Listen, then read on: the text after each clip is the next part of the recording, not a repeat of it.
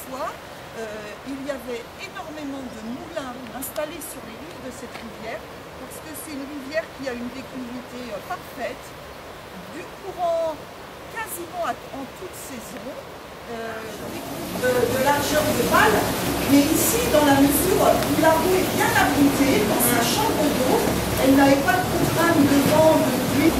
Alors je vais ouvrir la vanne, et là on s'entendra moins.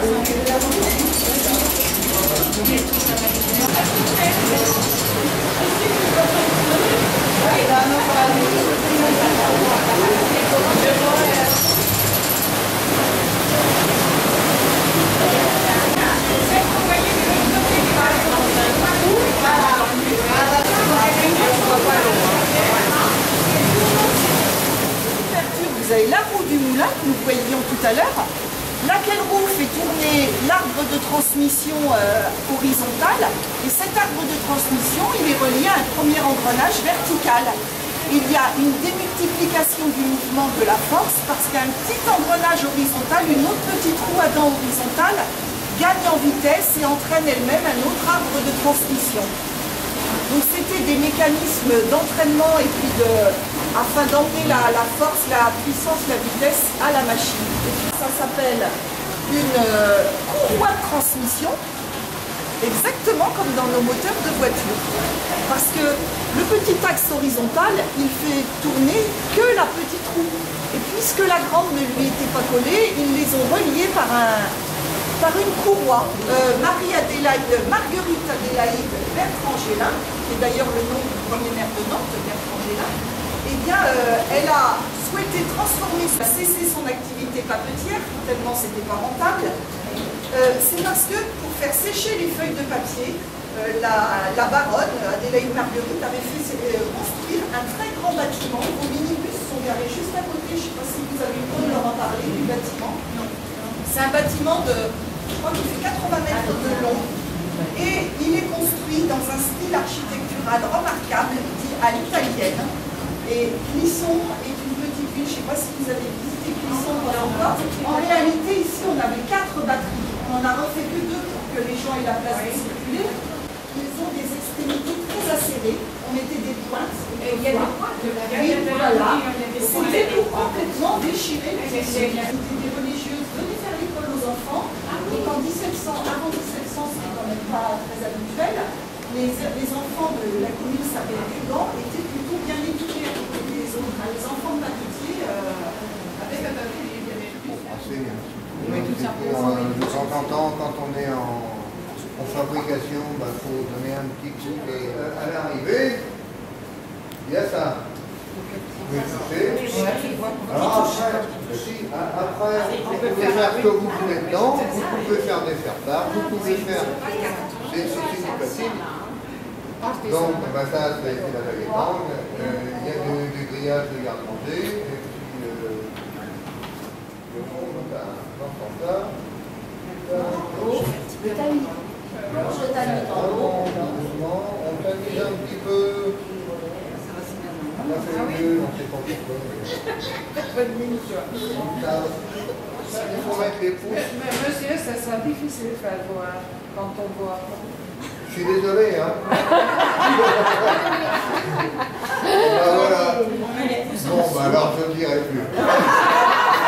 Oh ben si, parce qu'on est quand même 3. Hein.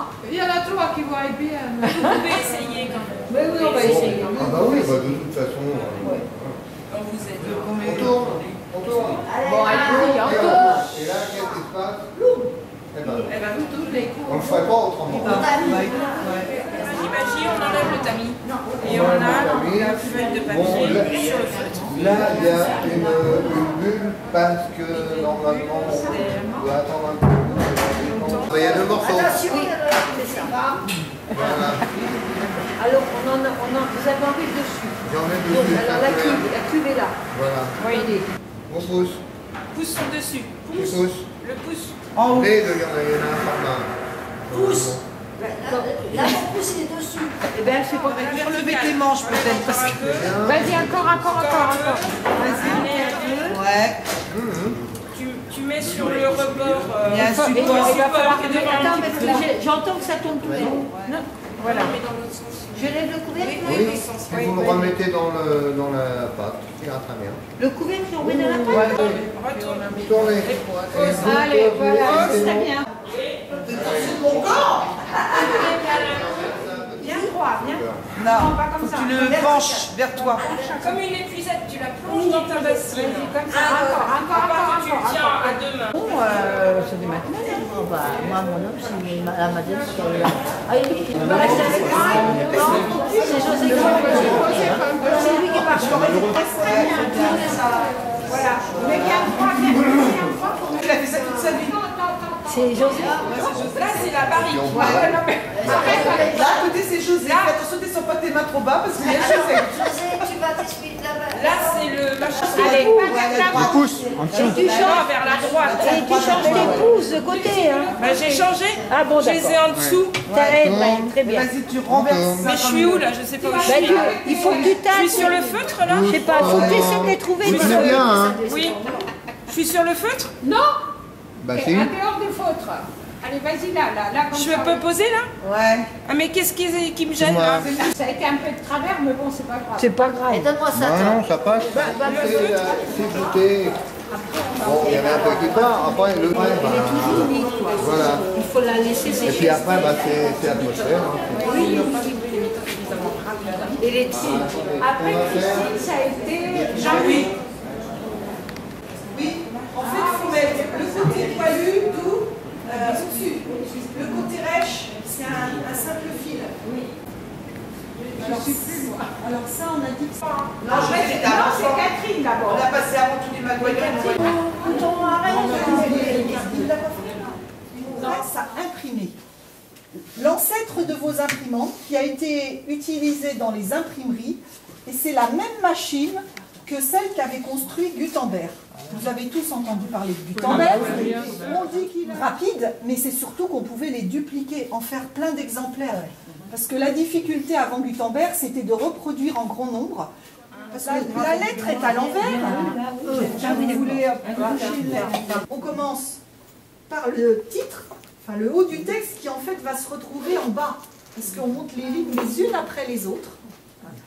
Et une fois qu'il avait monté 2 ou 3 lignes, en les séparant d'une autre petite réglette très très fine qu'on appelle un interligne, bon, on n'a rien inventé dans nos ordinateurs, dans les plusieurs métiers chez un imprimeur.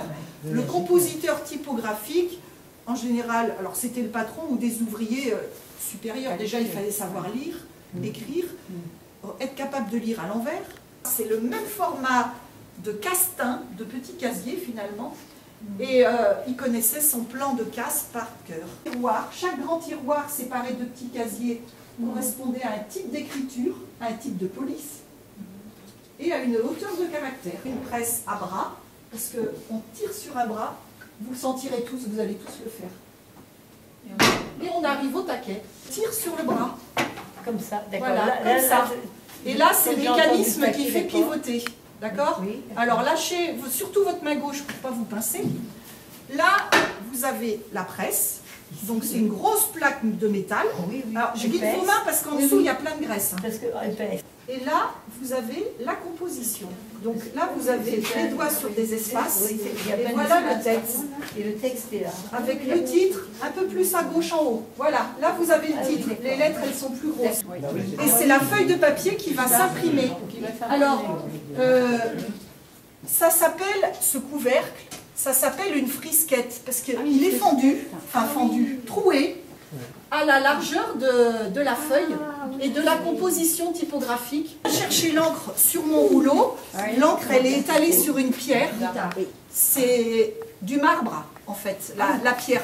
Il faut que ce soit une pierre très lisse pour pas que l'encre rentre dans les petites aspérités des pierres. Et mon encre, je viens la déposer tranquillement sur les lettres, fameux couvercle.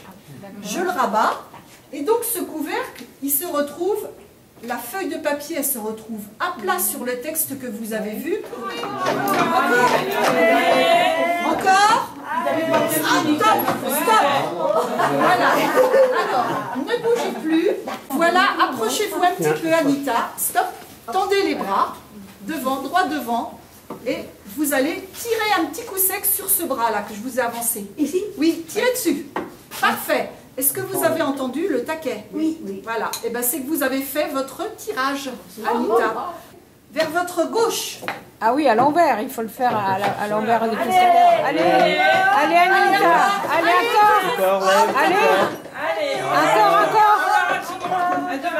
Voilà. Parfait, c'est bon. Ah, génial, bravo. Ah bah c'est bien. Le texte que vous avez touché tout à l'heure, il se retrouve imprimé sur un papier. Et c'est un poème qui a été écrit par un monsieur qui habitait tout près de Clisson, tout près de Gorge d'ici.